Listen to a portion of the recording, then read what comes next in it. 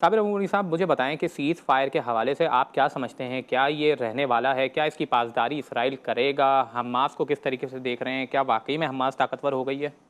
बिस्मिल्लाहिर्रहमानिर्रहीम। सबसे पहले तो देखिए कि जो आपके सवाल का आखिरी हिस्सा है कि क्या हमास ताकतवर हो गई है, इसकी एक बुनियादी दलील तो ये है कि दुनिया में एक आम सा कानून है कि अगर कोई ताकतवर है या ज़्यादा उसके पास पावर है तो वो अपने से नीचे या अपने से कमज़ोर आदमी के साथ वो बातचीत नहीं करता, बल्कि अपनी ताकत के ज़ोर पर उससे अपना मुतालबा वो पूरा करवाता है। लेकिन यहाँ जो हमारे सामने एग्जाम्पल आई है, जो एक मिसाल पेश हुई है, वो ये है कि एक तरफ अमेरिका है, फिर ये उसकी प्रॉक्सी इसराइल है, और उसके साथ पूरी वेस्टर्न गवर्नमेंट्स हैं।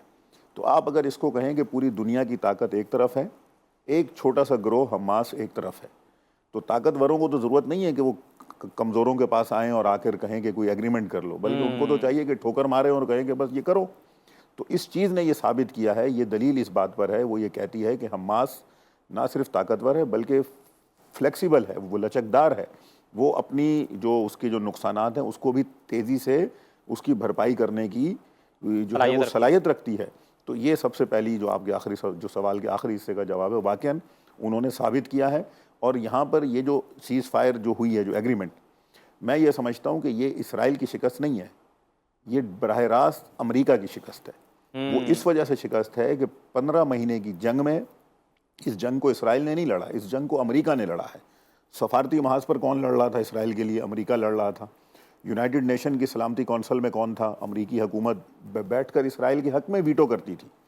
हर महाज के ऊपर अमेरिका साथ था, हत्ता उसने अरबों डॉलर का असलहा दिया, वहाँ पर इनको सपोर्ट किया कि मारो फ़लस्तीनियों को। 50,000 फ़लस्तीनियों का खून अमरीकी सदर बाइडन के वो हाथों पर है, नए आने वाले सदर ट्रंप के हाथों, हर अमरीकी ओहदेदार हुकूमत का उसके हाथों पर तलाश किया जाएगा जिसने जेनोसाइड को सपोर्ट किया है। तो ये एक बहुत बड़ी, मैं समझता हूँ कि नंबर 1 ये फ़लस्तीनी मुज़ाहमत की कामयाबी है। जिस तरह अल्लामा साहब भी फरमा रहे थे कि जो एक्सिस ऑफ रेजिस्टेंस है, ना सिर्फ फ़लस्तीनी मुज़ाहमत हमास और जहाद इस्लामी, बल्कि इनके सपोर्टर्स यमन, अंसारुल्लाह, लबनान, हिजबुल्लाह, इराक़ के जो आपने नाम लिया पॉपुलर जो फ्रंट है हशद शाबी, और इसी तरह जो इनका सरपरस्त है ईरान, ये सारे इन सब की कामयाबी है। इन सब से बढ़कर ये फ़लस्तीनियों की कामयाबी है।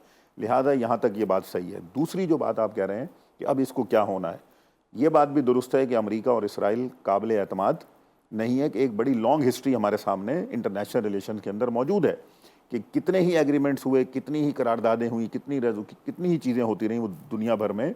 कभी इसराइल ने किसी इंटरनेशनल लॉ की पासदारी की हो, किसी रेजोल्यूशन की पासदारी की हो? ये अमेरिका जो इंसानी हकूक़ की बातें करता है, ये किस मुंह से इसराइल के हक़ में वीटो करता है कि जहाँ 45,000-47,000 लोग जो है वो मार दिए उसने?